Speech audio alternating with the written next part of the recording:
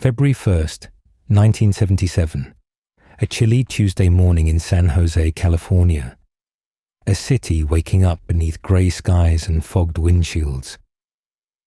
But on a quiet residential street, inside a parked Volkswagen Beetle, something was terribly wrong. Jeanette Ralston, a 24-year-old woman with her whole life ahead of her, was found murdered, strangled with a long-sleeved shirt, her body left in the back seat of her own car. There were no suspects, no arrests, no answers, and year after year, no justice. Until 47 years later. This is the story of how science, perseverance, and a single fingerprint finally broke the silence that haunted a family, and how the future of forensic technology may bring answers to thousands more. You're watching The Dark Stories.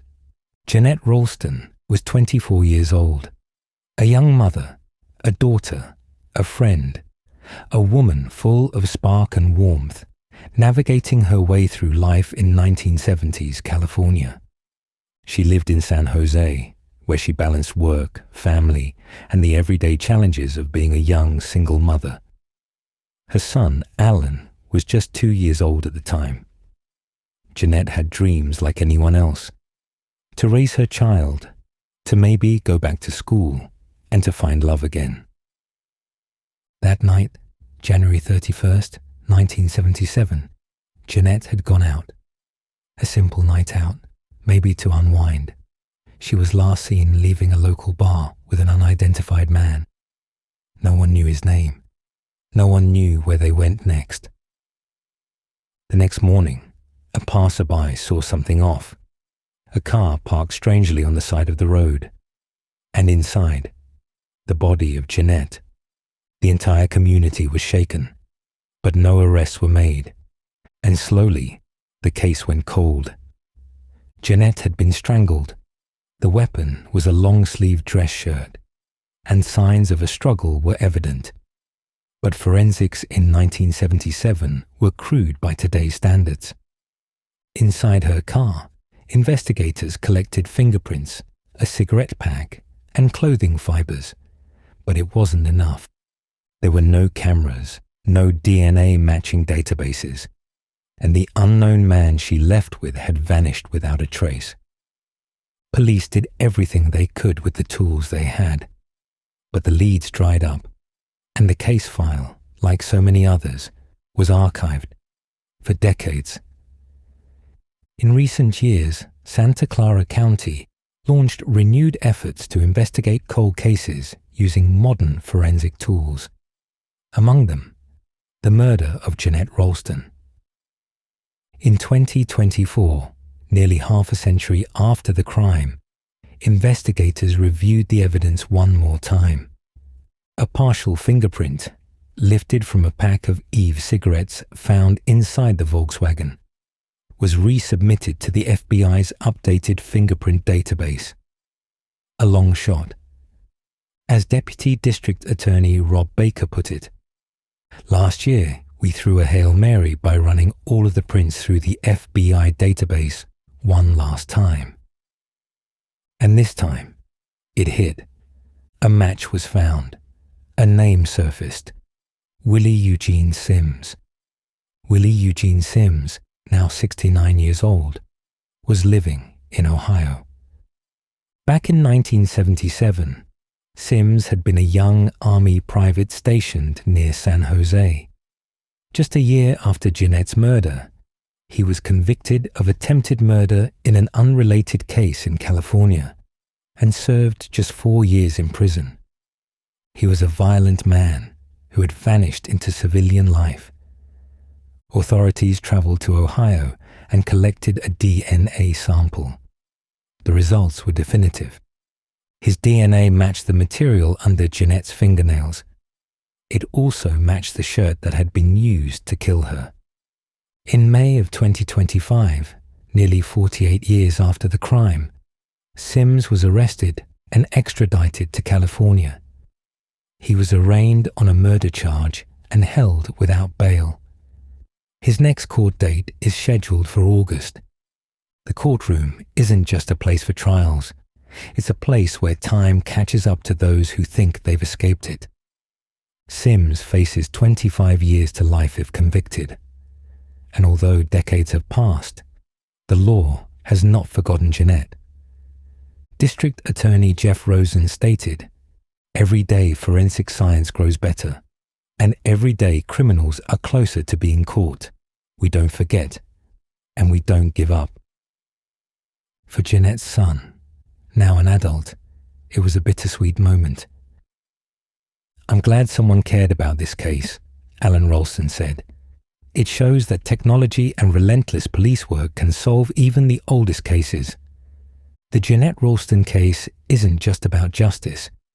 It's about how justice is evolving. Advances in DNA analysis, fingerprint technology, and even genetic genealogy are rewriting the rulebook. Today, investigators can extract DNA from the smallest trace of skin cells. They can lift fingerprints from porous or textured surfaces using vacuum metal deposition. And they can search massive public databases to build family trees of potential suspects. These tools solved the Golden State Killer case, the murder of Crystal Beslanowicz, and now Jeanette Ralston's. But with these advances come new questions: privacy, consent, ethics. Where is the line between investigation and intrusion? And what does it mean when your cousin's DNA can implicate you? Behind every cold case is a family waiting. Jeanette's friends, her siblings, her son, lived in a world without closure. Birthdays passed, anniversaries came and went, and the silence only grew heavier. Many co-victims, those who were close but not legally considered next of kin, suffer in the shadows. They often receive no updates, no contact, and no guidance. That's why victim-centered communication is now being seen as just as important as lab results. Justice isn't only about arrests. It's about empathy, about transparency, and about building trust with those left behind. 47 years is a long time. Enough to forget, enough to bury the past, enough to believe that no one is coming to help. But the truth has a way of surviving. Jeanette Ralston's story reminds us of two things: that science is catching up to evil, and that we should never stop asking questions. Every print matters, every trace of DNA, every file in an old cabinet, and every life, no matter how long ago it was taken, deserves justice. This was The Dark Stories. Thank you for watching. Welcome to the deep dive. We have a fascinating stack of material in front of us today. Lots of articles, reports, even some research papers here. Looks like it. Our mission: to deep dive into these sources and, really try to understand how relentless investigation, especially when paired with forensic science breakthroughs, can actually solve crimes that have been cold for decades. That's right. And we're going to sort of anchor this whole discussion with a really compelling case. It illustrates the point perfectly. Which one is that? The nearly 50-year mystery of Jeanette Ralston's murder happened in San Jose, California. And it apparently came down to this one tiny clue that finally cracked it. Wow, 50 years, okay. And by looking at that case and the other sources here for broader context, you, the listener, should get a pretty clear picture of, well, the whole world of cold case work, right? Yeah, and the incredible leaps in forensic tech that are happening. Plus, and this is crucial, the human impact. What these cases mean for the families waiting all that time. Okay, so let's dive into the Ralston case first. Set the scene for us. All right. So, digging into the material, we're going back quite a way. January 31st, 1977, San Jose. Okay. Jeanette Ralston. She was only 24. The sources say she was last seen leaving the Lion's Den bar late at night. With anyone? Yeah, apparently with a man nobody recognized. She told friends she'd be back in like 10 minutes. Yeah. But she never came back. Oh, no. And tragically, her body was found the very next morning. Where? In the back seat of her own car.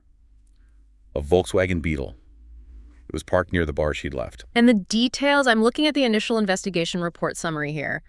pretty horrific. Yeah, she'd been strangled. They used a long-sleeve dress shirt tied around her neck. God. And the autopsy confirmed she'd also been sexually assaulted. And it looks like there was evidence the killer tried to set the car on fire, too. That failed. That's right, a failed arson attempt. So, despite initial efforts, police sketches, interviews, the trail just went cold. No suspect identified, nothing. And it stayed that way for, well, almost 50 years. Decades. Which is where these sources highlight something pretty remarkable, isn't it? It really is. Yeah. Nearly half a century goes by. You'd think a case that old, it's basically impossible. Right. But the Santa Clara County DA's office and the San Jose police, they didn't forget Jeanette Ralston. And then came the breakthrough moment, just last year, 2024. Yeah, the material describes it as investigators deciding to try something. Well, one source calls it a Hail Mary. Okay. They decided to run the crime scene fingerprints through the FBI database. One last time. But why would that work now after all this time? What changed? Technology. That's the key here, according to the sources. There was a really significant upgrade back in 2018. To the FBI's fingerprint system. Exactly. Their search algorithm. It basically allowed for much more accurate, much broader searches and matches than the older system could handle. So it could find connections the old system missed? Precisely. And the specific clue, the tiny piece of evidence that had just been sitting there waiting for this moment. What was it? It was a latent fingerprint, one that's not visible, needs special processing. Right, yeah. It was found on a pack of Eve cigarettes inside Jeanette Ralston's car back in 1977. It had been carefully collected and stored all these years. Wow, on a cigarette pack. And after almost 50 years, that print finally gets a hit because of the upgraded tech. Yeah. Incredible, isn't it? It matched a guy named Willie Eugene Sims. He's 69 now, living in Ohio. That must have been a huge moment for the investigators, a real breakthrough. Absolutely. A critical lead. But, a fingerprint match alone, especially after so long, you need more. You need confirmation. Right. Biological evidence, DNA. Exactly. So the next step was crucial. Investigators had to travel to Ohio. They got help from the local authorities there, the Ashtabula County Sheriff's Office, I think. Okay. And they collected a DNA sample from Sims. Did it match? It did. Conclusively, Sims' DNA was a match for biological material they found under Jeanette Ralston's fingernails. Suggesting a struggle. Yeah. And it also matched DNA found on the dress shirt, the one used to strangle her. The link was undeniable. Wow. Wow. After all that time. There's a quote here from the district attorney, Jeff Rosen. He says, every day forensic science grows better, and every day criminals are closer to being caught. We don't forget and we don't give up. Kind of sums it up, doesn't it? It really does. It shows how physical evidence can just endure, waiting for science to catch up. So, okay, Willie Eugene Sims. What do we know about him back in 1977? Well, at the time of the murder, the sources say he was an Army private. He was stationed down at Fort Ord, California. Fort Ord, that's what, maybe 70 miles or so from San Jose? About 109 kilometers, it says here. No, not too far. Within driving distance, certainly. And did he have a record before this? Or only after? The material notes his criminal history seems to start after Ralston's murder. Just a year later, actually, 1978. What happened then? He was convicted in Monterey County, that's near Fort Ord, for assault with intent to commit murder, a separate crime entirely. He served 4 years for that. Okay, so he was in the system for that assault, but why didn't his DNA flag a match to the Ralston case earlier? Well, that's significant. He actually moved out of California before the state started routinely collecting DNA from all convicted felons and putting it into databases like CODIS. I see. So his DNA profile just wasn't in the main database they would have searched against the crime scene evidence back then. Exactly. The timing meant he slipped through that net. It really underscores why that fingerprint match, thanks to the new technology, was so absolutely critical here. It was the linchpin. So after almost 5 decades, the wheels of justice are finally turning for Jeanette Ralston. Where does the case stand now? Sims was extradited back to San Jose. He was arraigned on May 9th, 2025. Okay. Currently held without bail, hasn't entered a plea yet. His next court date is scheduled for August 12th. And if convicted? He faces a potential sentence of 25 years to life. And the family? Jeanette's son, Alan. He was only 6 when she was killed. How are they reacting? Yeah, the sources touch on that. Alan Ralston expressed, well, a mix of relief and pain, obviously. But he said something like, there's relief in knowing that, quote, technology and relentless police work can solve even the oldest cases. God, waiting that long. Almost 50 years for answers. It's just unimaginable. The emotional weight is immense. And our sources really do get into that, the impact on families. But it also raises the question, right? How often can this happen? Which brings us to the broader context. Right. The whole world of cold case investigations. Exactly. And how technology is changing everything. So let's define it quickly. A cold case, basically. An unsolved criminal investigation, right? Sitting dormant for years, decades sometimes. Yeah. And they matter. Not just for justice for the victim and family, but public safety, too. The person responsible might still be out there. And as the Ralston case just showed us so clearly, technology is the game changer. It's allowing investigators to revisit these cases that seemed hopeless. Totally. Forensic DNA is the big one everyone knows, right? It's just revolutionized things. How so, basically? Well, you can get DNA from tiny bits of biological evidence, blood, hair, skin cells, fluids left at a scene years ago, then compare it to offender databases. Like Cody's? Like Cody's, exactly. Or use newer techniques. The sources bring up the Golden State Killer case. That's probably the most famous recent example. Right, solved after like 40 years using DNA and genetic genealogy. We'll probably touch on genealogy more later. We should, but it's not just DNA. Fingerprint tech has also advanced massively. Like the algorithm upgrade we saw in the Ralston case? Yeah, and things like AFIS, the automated fingerprint identification systems, they can search vast databases way faster and more accurately than humans ever could. And there are even new ways to get prints from old evidence, right? I saw a mention of a case, Crystal Bislanowicz. Oh yeah, that's a fascinating one. They used a technique called vacuum metal deposition. Sounds like sci-fi. What did it do? It basically helped them lift a usable print off a rock, a river rock, that had been part of the crime scene like 20 years later. Off a rock. Seriously. Seriously. It just shows how science keeps finding ways to make old evidence speak. So the Ralston case really brought together both, didn't it? The advanced fingerprint tech got the lead. Right. The upgraded database search made the initial connection. And then DNA came in to absolutely confirm it. It was that combination. Exactly. Persistence plus patience plus new science. That seems to be the formula. But it's not just about the science, is it? These sources also spent a lot of time on the human side, how the justice system talks to and deals with the people most affected. Yeah, that's a really important part of this. It's easy to focus on the tech and the suspect, but what about the victim's loved ones? The sources use terms like co-victims or survivors to include people beyond just the legal next of kin. Right. Partners, close friends, other family members. People deeply impacted by the loss and the decades of uncertainty. And they carry this huge emotional weight. They want updates, need information, even if nothing major is happening. Definitely. And the sources talk about the long-term effects, psychological distress, health problems, social isolation, even money trouble sometimes. It ripples out over years. And apparently sometimes the system, well, maybe doesn't communicate that well, or hesitates to share bad news or lack of news. Yeah, the material suggests that while it might come from a good place, not wanting to cause more pain, maybe minimizing contact can actually make families feel powerless, distrustful, like they're not being kept in the loop. So what's the better approach, according to these experts? They strongly advocate for what they call trauma-informed and victim-centered communication.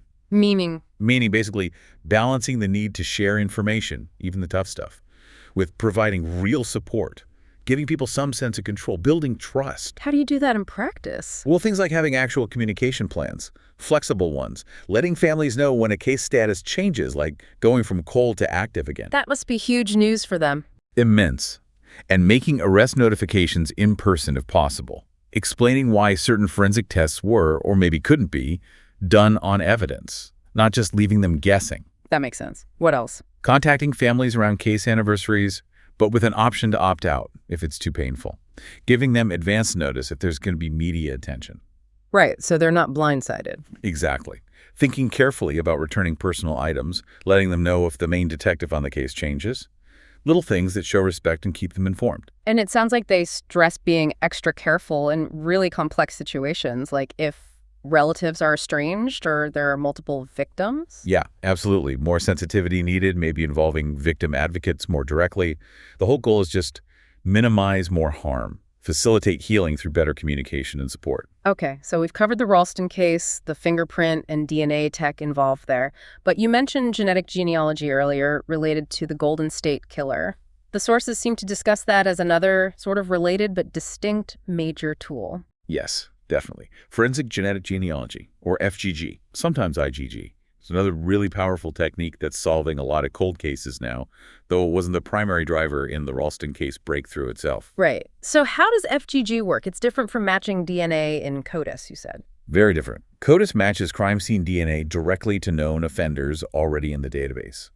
FGG is more like detective work using DNA and family trees. Okay. Investigators take the crime scene DNA profile and compare it against profiles in public genealogy databases, places like GED Match, maybe Ancestry.com or 23andMe, though the rules for law enforcement access are different for each, and that's a whole complex area. These are databases where regular people upload their DNA results to find relatives, right? Exactly. So if the crime scene DNA gets a match, even a distant cousin match in one of these public databases, genealogists then start building family trees. Using the matches they found.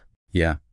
They use those matches, plus public records, birth certificates, marriage licenses, census data, obituaries, even social media sometimes, to trace family lines down from those distant relatives, trying to figure out who the unknown person who left the DNA at the crime scene might be. Wow, that sounds incredibly complex, like building a huge puzzle. It absolutely is. The sources give some case examples. That Snohomish County case, Talbot, they apparently found matches way out, like fifth-degree relative. Their cousins. Something like that. Imagine building the family tree needed to bridge that gap. Eventually, they narrowed it down to William Earl Talbot II, got his DNA from a discarded cup, and it matched. Incredible. Any others mentioned? Yeah, case in Tacoma, Washington, Michelle Welch's murder. The FGG work there was complicated because the suspect's DNA had markers suggesting Native American ancestry, which can make the genealogy trickier. Why is that? Different record keeping. Sometimes less extensive historical paper records, yeah.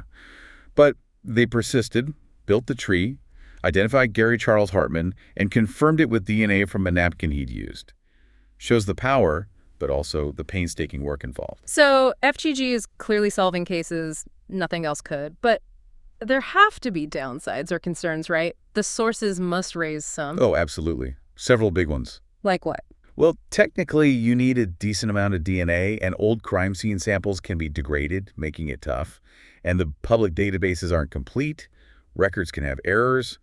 That affects accuracy. Okay, practical challenges. But what about bigger issues? Privacy. That's the huge one everyone talks about. Because you're searching databases people uploaded to for personal reasons, not for crime fighting. Exactly. And it's not just the privacy of the person who uploaded, it's all their relatives too, right? Yeah. People who never consented to having their genetic information used by law enforcement to find a distant cousin who might be a suspect. Yeah, I can see how that gets complicated ethically. Is it regulated? Not consistently. It's kind of a patchwork legally right now.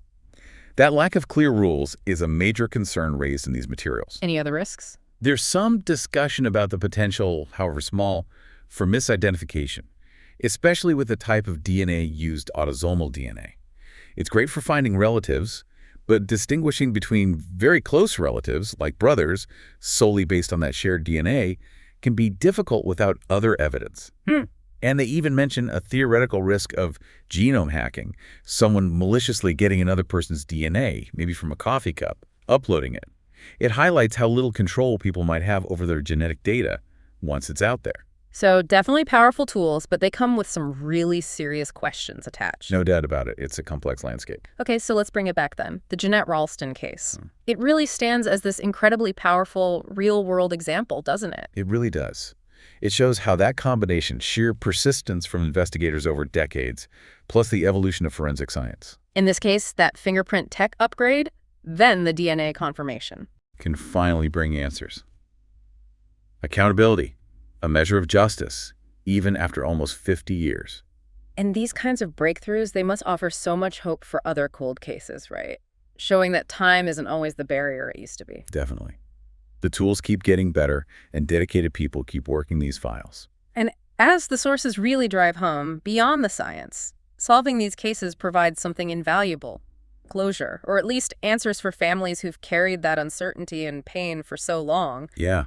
It just underscores how important both sides are, the sophisticated science and the empathetic, consistent communication with the people left behind. So as you think about the incredible power of these tools we've discussed. Things like the enhanced fingerprint systems, the DNA analysis, and this really complex world of forensic genetic genealogy. Maybe consider that delicate balance the sources highlight. the immense good these technologies can achieve for justice, finally solving horrific crimes. Versus the really complex ethical knots and privacy questions they raise. Not just for the people directly involved, but for all of us, really, as a society. Definitely something to mull over.